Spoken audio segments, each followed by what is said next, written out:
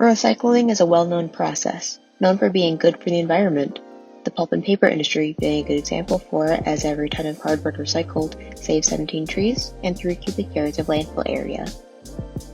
But when you recycle, what happens to it? Most people don't think much about it.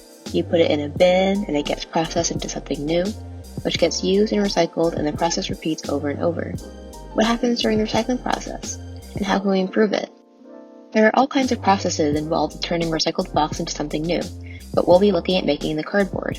More specifically, the cleaning process. Recycled cardboard is quite dirty, being contaminated with plastic, dirt, adhesives, and other materials you don't want in your paper. So we're going to need a robust cleaning system, though we'll only be focusing on the screens and hydrocyclones. To understand how to optimize the units, we need to know how they work. Screens are one of the first steps of the cleaning process, filtering out major contaminants such as metal, plastic, and styrofoam. Pulp enters the unit into a rotating section with small holes, allowing the unit to separate good fibers from the bad components such as fiber clumps and contaminants.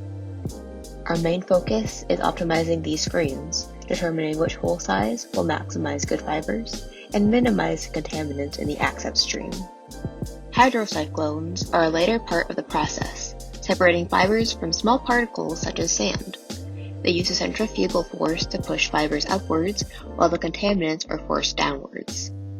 Hydrocyclone efficiency can be manipulated by changing the dimensions of the overall height and width, and the diameters of the inlets and outlets. What's the point in doing all of this?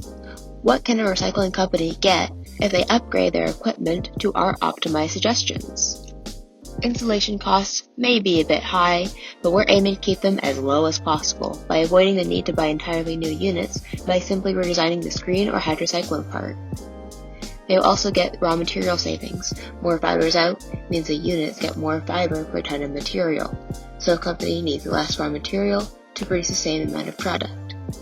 Talking about products, the end product will be better with less contaminants in the cardboard.